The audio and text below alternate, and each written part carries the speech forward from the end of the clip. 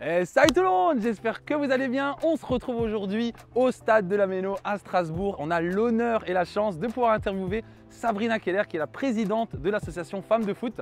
On va lui poser plein de questions, on va en apprendre plus sur son projet et je vous propose tout de suite d'aller la rencontrer.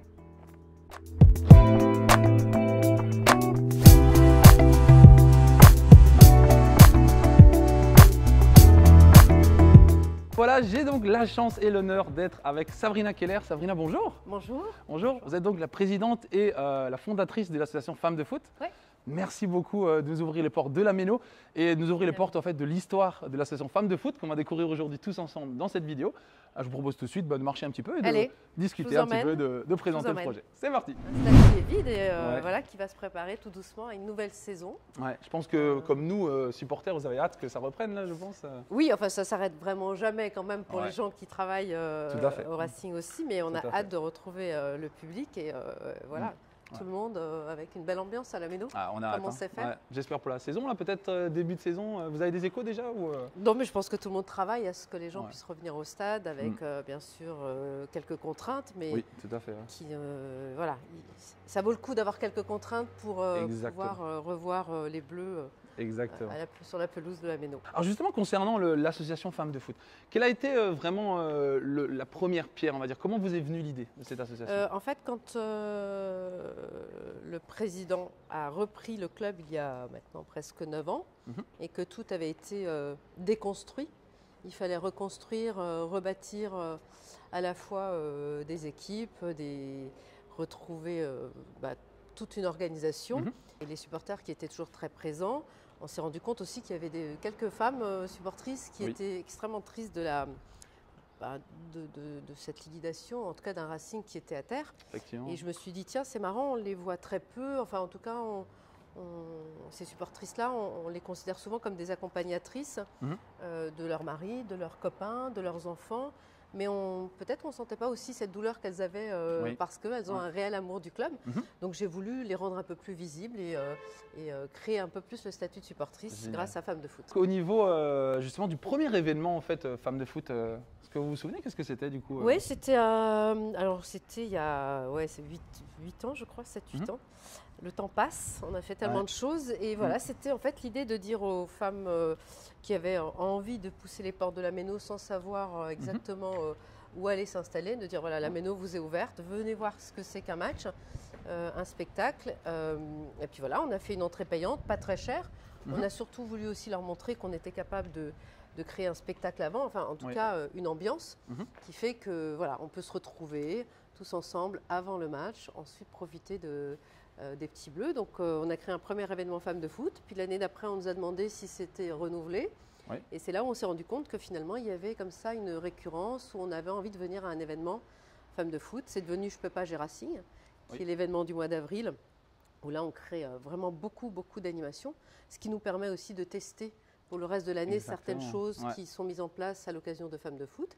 La communauté s'est trouvée de plus en plus grande et on a gagné le prix de la meilleure expérience stade catégorie femmes. Donc voilà, c'est une aventure qui a grandi, mais doucement et qui s'est construite vraiment année après année. Au fur et à mesure. C'est génial. C'est vrai que pour être abonné moi du coup au Racing, c'est vrai que d'avoir cette tribune justement réservée, d'ailleurs on va y aller là, si je dis pas de bêtises, on va y aller. Mais c'est vraiment une superbe couleur supplémentaire, on va dire le bleu et blanc et puis le rose, Femmes de Foot. Il y en a de moins en moins. C'est vrai que la couleur fuchsia, elle avait été choisie parce qu'à la base, je voulais prendre une couleur, parce que des Femmes de Foot, il peut y en avoir un peu partout. Il peut y en avoir à Strasbourg, mais il peut y en avoir à Marseille, il peut y en avoir.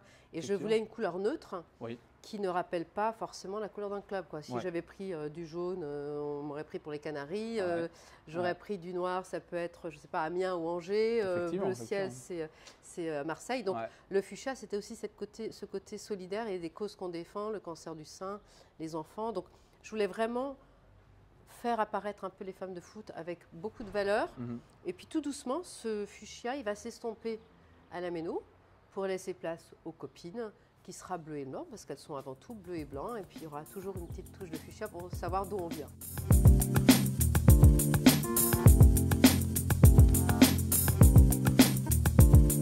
Parfait. Donc on se retrouve donc devant la tribune copine. Alors justement cette tribune, est-ce que vous pouvez nous la décrire un petit peu? Alors c'est une tribune qu'on a voulu vraiment, comme je disais, comme une porte de séduction pour... alors Il y a bien sûr des filles qui viennent seules au stade, qui sont entre copines et qui ont envie de se retrouver là, parce qu'elles ont un service un peu différent. Elles ont une alcôve que pour elles. Elles profitent de la vue du mur bleu.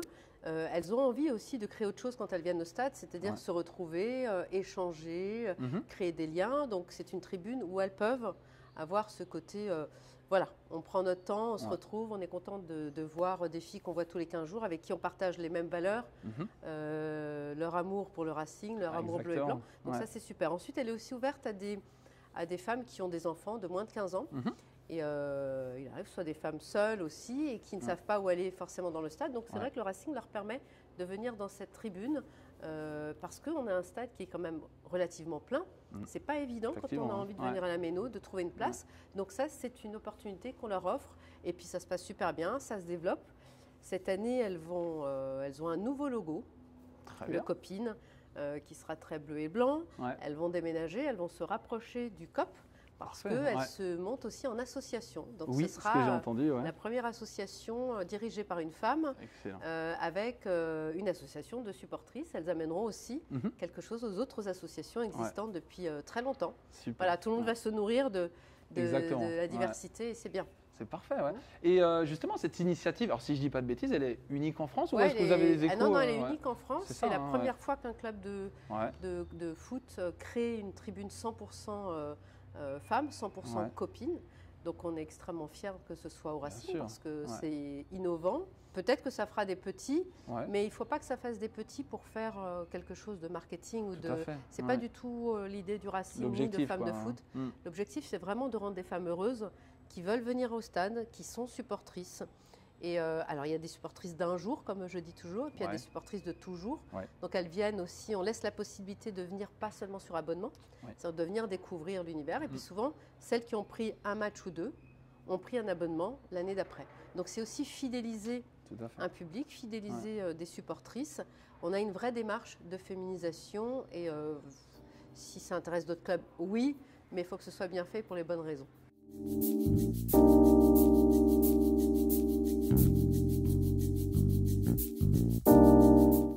On se retrouve, ça fait du bien, ça fait du bien de retrouver. Dans votre jardin. Voilà, nous ne sommes pas mais des milliers comme on dit. Ça. On va parler un petit peu maintenant justement de l'association. Donc vous vous êtes un petit peu tourné vers le caritatif. Qu'est-ce qui vous a motivé justement à Alors ce qui m'a motivé, c'est que je pense qu'un club de foot, qui plus est en Ligue 1, doit montrer l'exemple et doit être solidaire.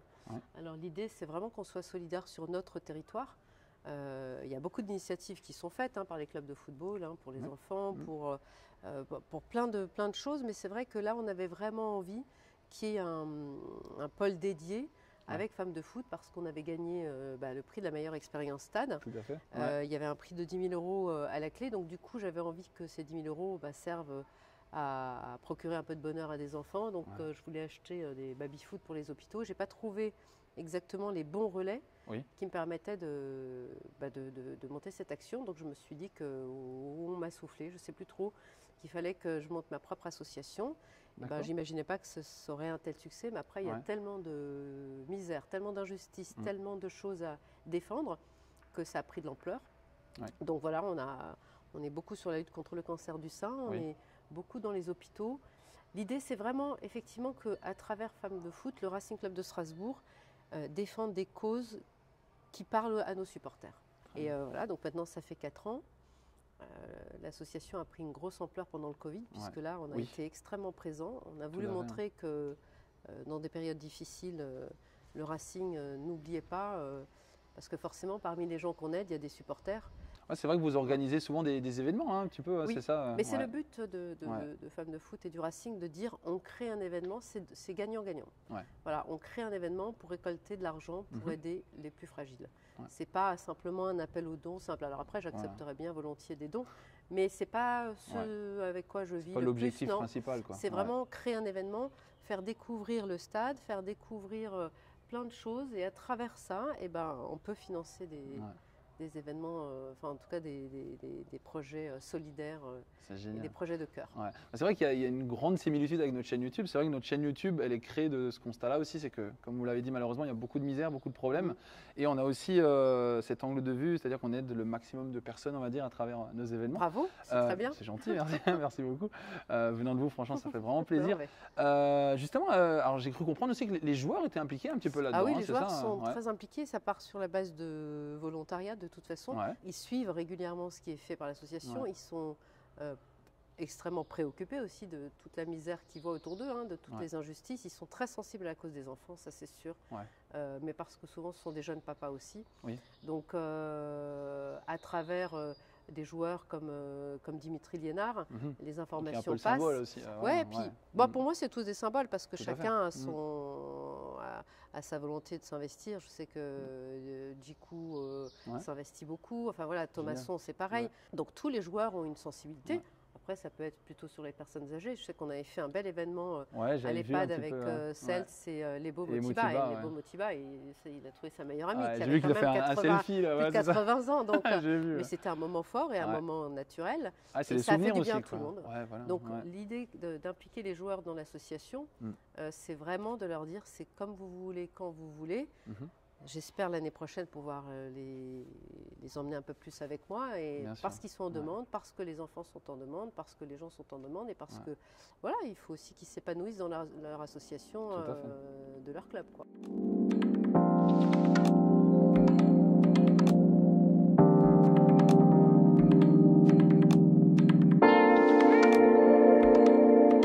Parfait.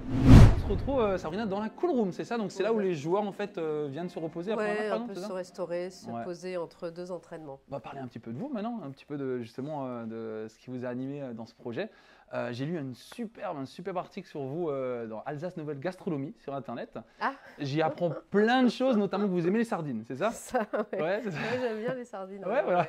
Voilà, petite Tout info. le monde se souvient de cet article et de ce Ouais, passage. c'est marrant, mais je trouve Mais qu'il je sais pas pourquoi vous n'aimez pas les sardines. moi personnellement, si, Bah, c'est j'aime super bien. bon les sardines. Non mais donc, il y a juste écrit, elle adore les sardines, donc c'est marquant quoi. Et on m'en Ouais. offre souvent Ah ouais? en cadeau. Ouais. C'est vrai du coup? Ouais, ouais, j'ai un copain qui Ouais. travaillait ici D'accord. et qui vit en Bretagne. Et à chaque Ouais. fois qu'il revenait de Bretagne, eh Sardines. ben, j'avais le droit à un Ouais. bouquet de Ouais. belles boîtes de sardines. D'accord, ah bah, c'est génial. Ben, on apprend ça, c'est un petit peu voilà, sympa de rentrer dans votre intimité. Et d'ailleurs, on apprend beaucoup de choses très intéressantes, notamment aussi sur votre histoire. L'article parle de votre famille, de vos parents. Ouais. Semblerait qu'ils ont eu une importance majeure dans les valeurs que vous transmettez aujourd'hui. Bah ouais, c'est pas une importance. Ouais, c'est ce qui m'a fait. Ouais. Donc voilà, quand on vient d'un milieu très modeste, mais comme plein de gens, avec juste beaucoup d'amour et beaucoup de valeurs, il ne peut rien t'arriver dans la vie, je pense. Ouais. Je pense que quand on est. Ouais, on a été élevé par des familles où, bah moi, mon grand-père, il savait ni lire ni écrire, ma grand-mère non plus. Ils ont travaillé toute leur vie, ils ont élevé 9 enfants et ils ont construit une belle maison du côté de Mulhouse. Donc ça force le respect. Et ce sont des gens qui étaient plutôt des taiseux. Donc voilà, j'ai grandi avec ces valeurs toujours d'entraide. Voilà, même s'il n'y avait pas grand-chose à la maison, eh ben, tout le monde partageait. Ouais. Je suis d'origine algérienne, donc c'est vrai qu'un plat comme le couscous, c'est pas des plats qui coûtent très cher, alors tu peux en faire beaucoup, entre la semoule et les légumes. Ouais, la tout le monde, générosité, il n'y avait quoi. jamais le stress de se dire « Ah, il y a quelqu'un qui arrive, comment on va faire Il y avait toujours pour beaucoup. Et je crois que je garde ça d'eux, c'est ce côté… je ne sais pas si je suis… Oui, généreuse, oui, parce que j'ai envie de partager.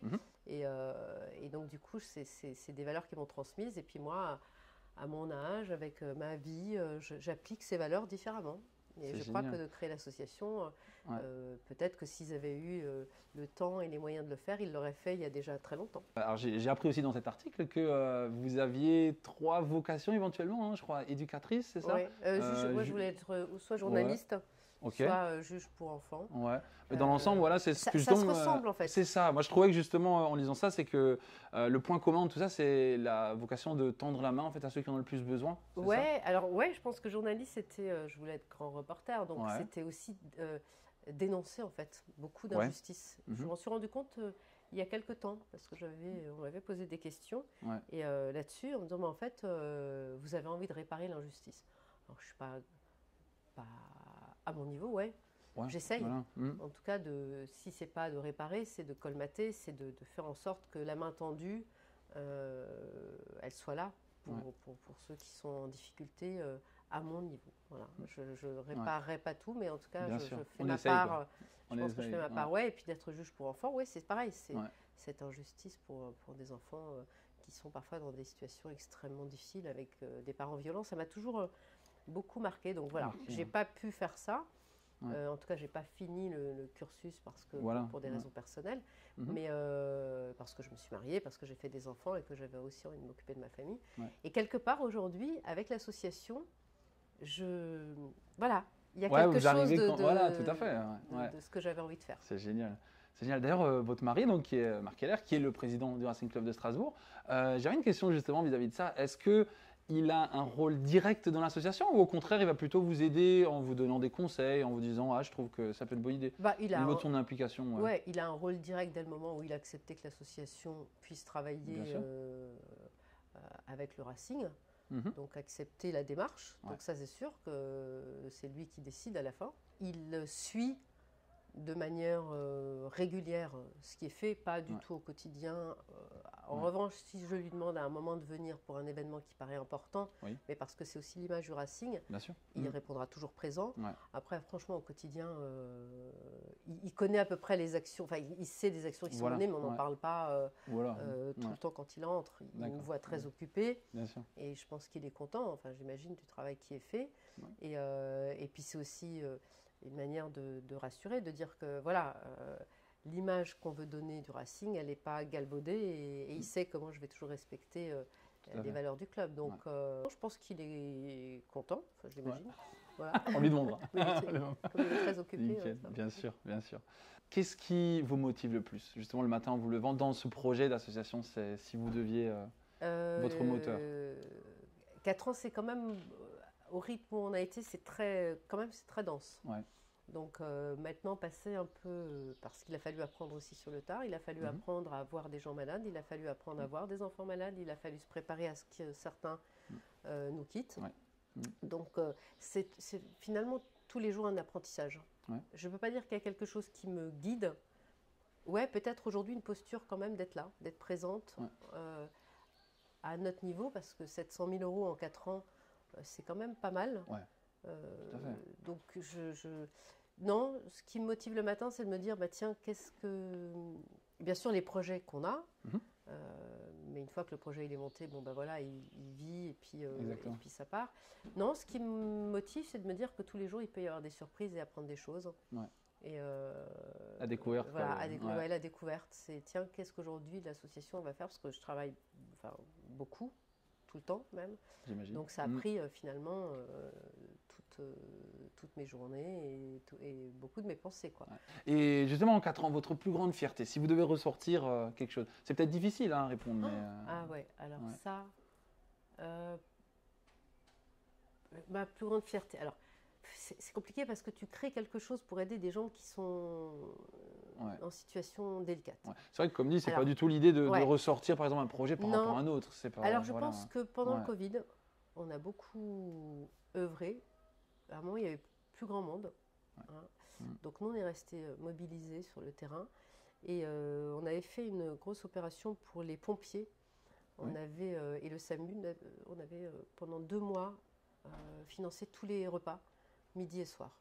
Non-stop, 7 jours sur 7. On avait dit on s'engage. En fait, on s'engageait jusqu'à la fin du Covid. Enfin, de la période un peu... Voilà. Et j'ai été reçue à Colmar par Brigitte Klinkert, qui était à l'époque présidente du conseil départemental du Haut-Rhin. Et là, on est arrivé et je suis rentrée dans la caserne des pompiers. Et ils se sont mis un peu au garde à vous. Ça m'a extrêmement émue. Je crois qu'on se rendait compte aussi de ce qu'on avait fait.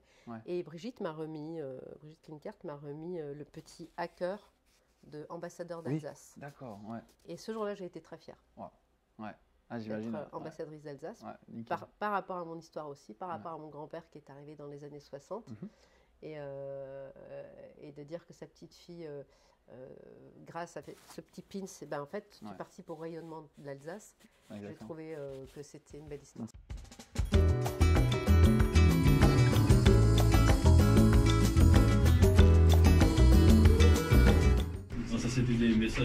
supporters d'encouragement pour le dernier match à domicile. C'est génial. Le dernier match à domicile? Ah, génial.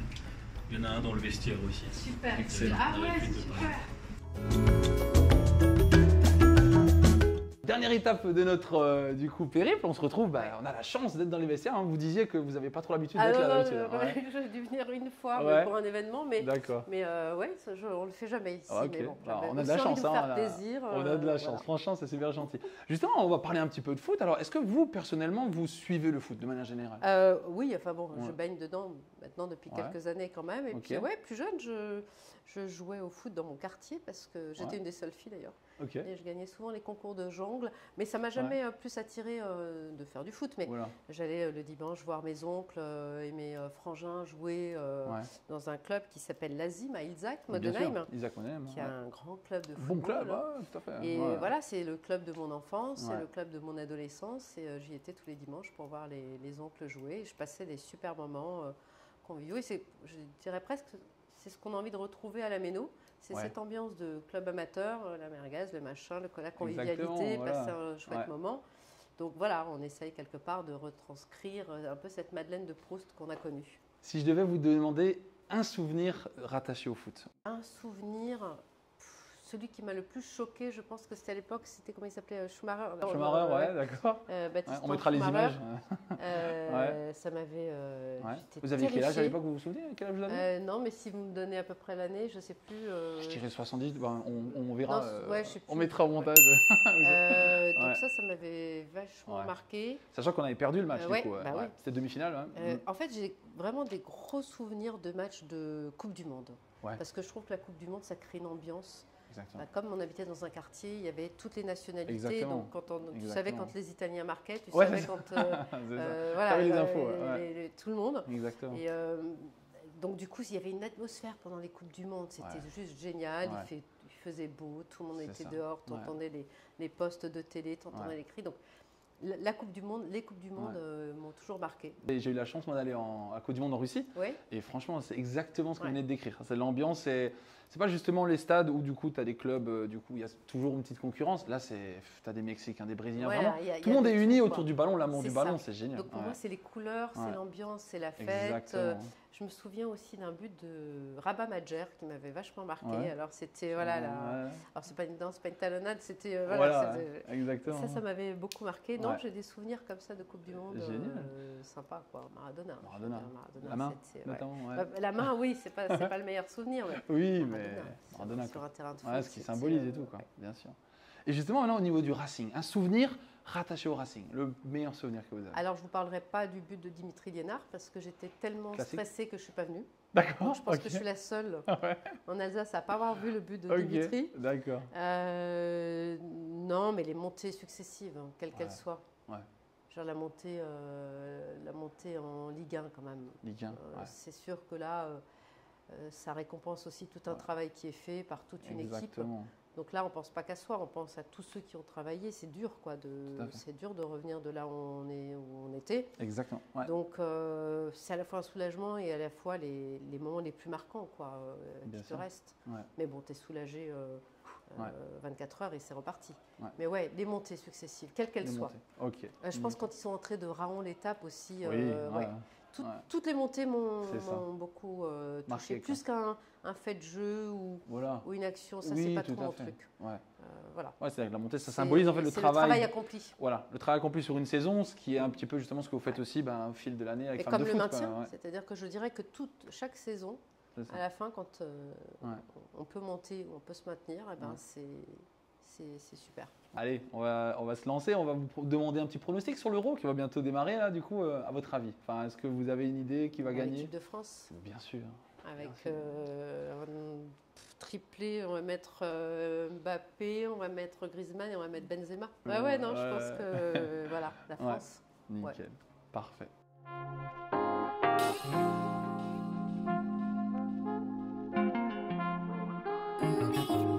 Encore deux petites questions peut-être relativement importantes. Alors, si maintenant, par exemple, je regarde cette vidéo et je suis membre d'une association où j'aurais envie de vous contacter, enfin, est-ce qu'il y a une possibilité de le faire Oui, ou, oui, Ouais. via notre Facebook, Femmes de Foot, hein, on peut laisser un message, il n'y a pas de problème, on répond, on est assez réactive.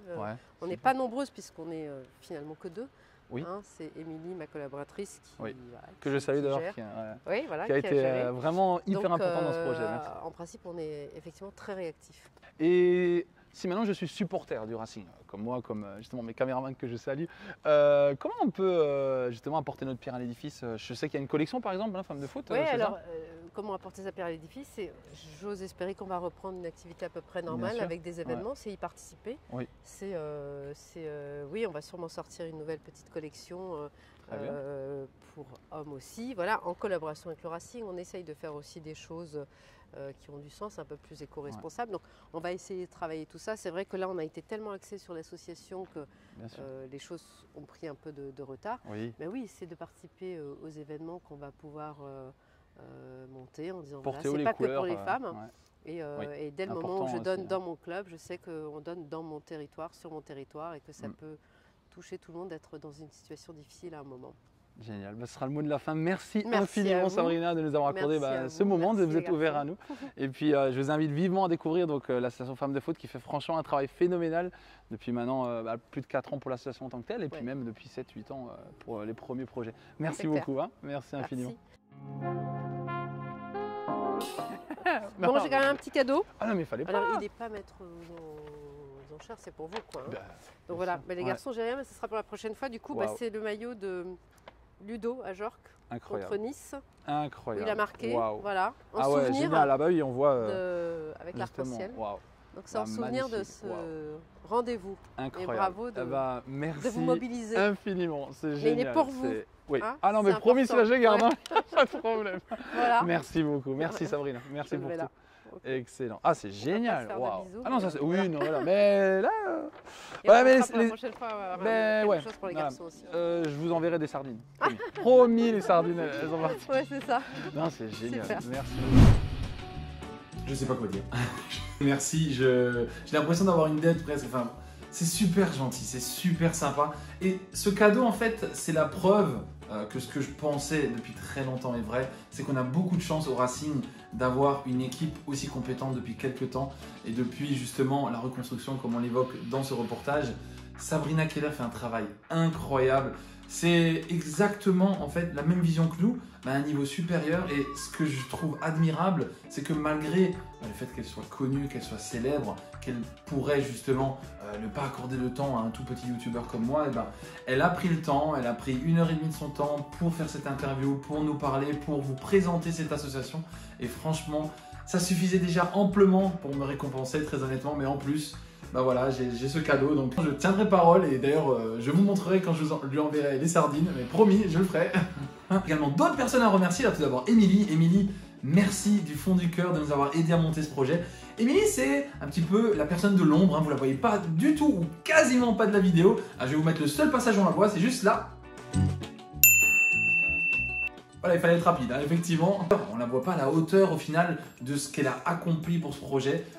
C'est quelqu'un qui travaille autant que Sabrina. Et Sabrina, comme vous l'avez vu, travaille énormément. Donc franchement, bravo, félicitations pour tout ce que vous faites. Et pour terminer en beauté, bien sûr, il y a d'autres personnes que vous ne voyez pas du tout, mais qui ont été hyper importantes dans la réalisation de cette vidéo. C'est bien sûr les caméramans. Alors je félicite et je remercie Théo. Théo que vous connaissez bien sûr, hein, qui est là très souvent. Mais celui-là que vous connaissez peut-être un peu moins, c'est Thomas.